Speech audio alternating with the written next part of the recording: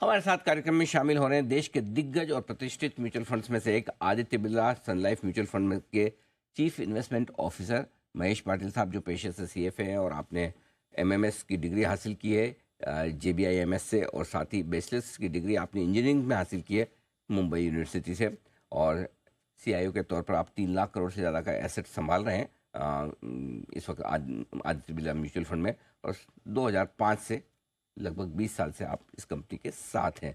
पाटिल साहब, बहुत बहुत स्वागत है आपका। धन्यवाद सर हमें नमस्कार। समय देने के लिए। सबसे पहले आपको, आपकी पूरी टीम और बिरला म्यूचुअल फंड के सारे निवेशकों को मकर संक्रांति की बहुत बहुत शुभकामनाएं सर। आज बड़े दिन आपने हमें समय दिया, धन्यवाद आपका। बताएं सर, मूड बड़ा लोगों का खराब है, थोड़ा कॉन्फिडेंस हिल रहा है कि मार्केट भाई इतना जोर से, इतना जल्दी, इतना तेजी से क्यों घट रहा है? क्या व्यू बन रहा है सर? क्या अभी भी और खराबी बाकी है? लगता है कि और नीचे जाने की रिस्क है, या मतलब हो गया जो करेक्शन होना चाहिए? नमस्कार। नमस्कार। मकर संक्रांति की आपकी सभी दर्शकों को शुभकामनाएं। Thank you sir. So market में या आई मीन ये शुरुआत जो हुई है, राइट, ये साल की शुरुआत इसमें पहली बार हमने देखा है कि जो मार्केट की जो ब्रेडथ है वो ज्यादा वीकन हुई है, राइट। हमने देखा है कि मिड कैप स्मॉल कैप जो इंडेक्स है वो एक्चुअली तेजी से गिरा है अभी लास्ट 1-2 हफ्ते में।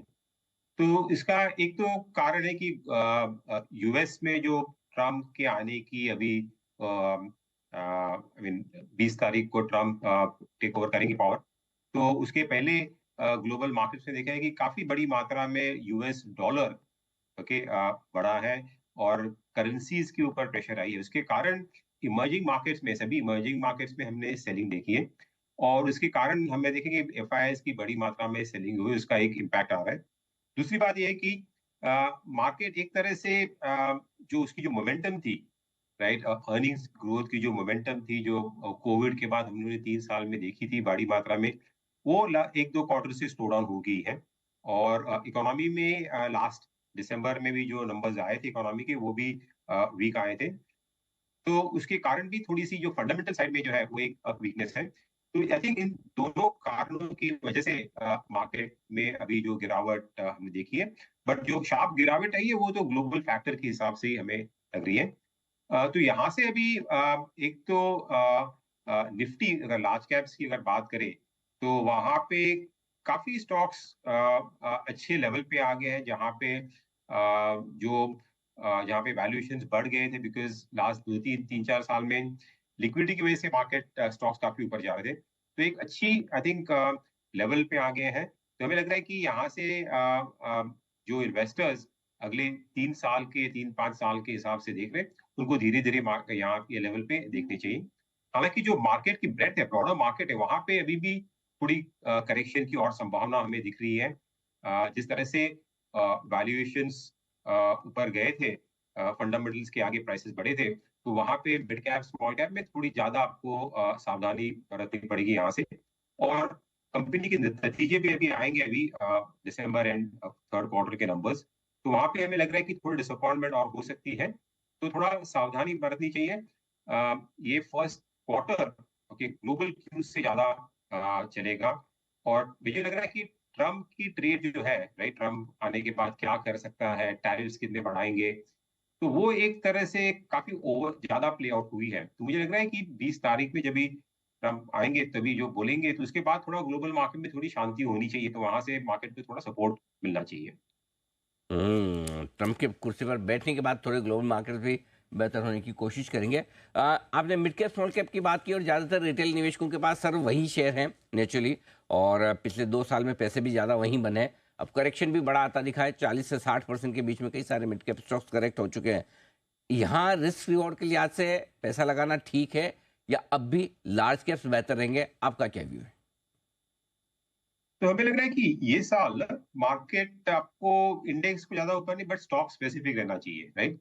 जैसे आपने सही बात की एलजी की, काफी स्टॉक्स, हालांकि इंडेक्स तो 10% ही नीचे है, 10-12% नीचे होगा, बट काफी स्टॉक्स 30% 40% भी नीचे है।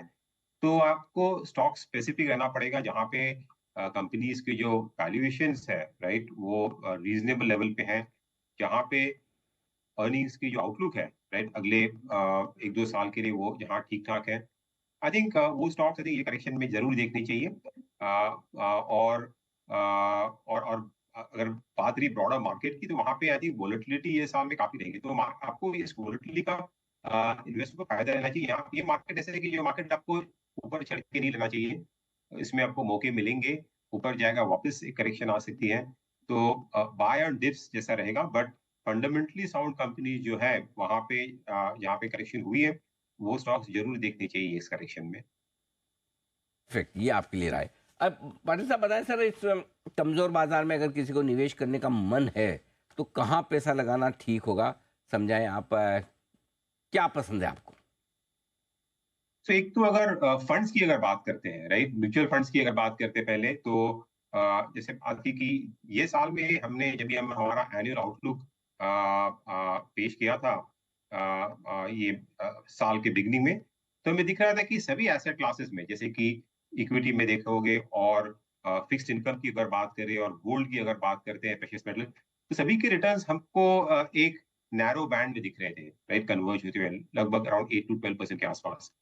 तो ये साल मुझे लग रहा है कि एसेट एलोकेशन के हिसाब से की रहेगा। तो फंड्स की अगर बात करें, तो मल्टी एसेट फंड जो है, जो जहाँ पे वो वेरियस एसेट क्लास में इन्वेस्ट करते हैं, इक्विटीज में करते हैं, फिक्स इनकम में करते हैं, गोल्ड में करते हैं, रीट्स में करते हैं, आई थिंक वो फंड्स काफी बेहतर रहेंगे, जहाँ पे आपको जो वॉलेटिलिटी आपको कम रहेगी, और रिटर्न्स भी आपको ठीक ठाक रहेंगे। और प्योर अगर इक्विटी फंड्स की अगर बात करते हैं, तो लार्ज कैप्स हमें लग रहा है कि वहां पे एक तो एफआईएस की जो जोरदार सेलिंग हुई है लास्ट 3 साल में एफआईएस की बाइंग खाली अराउंड अराउंड $6 बिलियन थी, बहुत ही कम थी। तो वहां पे हमें लग रहा है कि थोड़ी अभी वो सेलिंग थोड़ी थोड़ी अभी स्लो डाउन होगी। और निफ्टी की अगर बात करते हैं, निफ्टी की वैल्यूएशंस की बात, निफ्टी के अभी पी मल्टीपल्स जो एक्सपेंसिव थे, अभी वो लॉन्ग टर्म एवरेज के आसपास आ गए हैं। तो हमें लग रहा है कि लार्ज कैप, फ्लेक्सी कैप जो फंड्स हैं, वो इन्वेस्टर्स के लिए बेहतर रहेंगे इस मार्केट में। और अगर सेक्टर्स की बात करते हैं, तो उनसे सेक्टर्स आपको देखने चाहिए आगे जाके। तो हमें लग रहा है कि जो सेक्टर्स अंडर परफॉर्म किए हैं लास्ट 1-2 साल में, और जहाँ पे अंडर ओनरशिप है, राइट, तो वो सेक्टर्स बेहतर रहेंगे, जैसे कि सीमेंट सेक्टर रहा आपके लिए, और जैसे मेटल सेक्टर है, और बैंकिंग में भी जो प्राइवेट बैंक्स है, वो भी काफी अंडर परफॉर्म किए हैं, हालांकि शॉर्ट टर्म में थोड़ी प्रॉब्लम्स है, बट और कंज्यूमर, राइट, कंज्यूमर डिस्क्रिशनरी ये सेक्टर, कंज्यूमर ड्यूरेबल्स, कंजम्पशन में स्लो डाउन जरूर हुई है, बट हमें लग रहा है कि आगे जाते हुए वहां से हमको रिकवरी दिख सकती है। और रूरल कंजम्पशन जो है, राइट, जो लास्ट 2-3 साल से वीक था, वहां हमें थोड़े पॉजिटिव आउटलुक दिख रहे हैं कि रूरल वेज इनकम भी पॉजिटिव हो रहा है, मॉनसून ठीक था, फूड प्राइसेस ठीक है। तो ये कुछ सेक्टर्स है जो ठीक ले रहे हैं। और उसके अलावा डिफेंसिव में अगर यूटिलिटीज की बात करें, राइट, पावर सेक्टर, वहां पे भी करेक्शन ठीक ठाक हुई है, और वहां पे आउटलुक काफी स्टेबल है। तो ये सेक्टर्स आपको, इन्वेस्टर्स को ये साल के लिए अच्छे रिटर्न दे सकते हैं रिलेटिवली। ये है आपके लिए निवेश के बेहतरीन मौके पाटिल साहब की तरफ से। सर बहुत बहुत धन्यवाद आपका समय देने के लिए और विस्तार से बाजार के डायरेक्शन पर हमारे दर्शकों को अपनी राय देने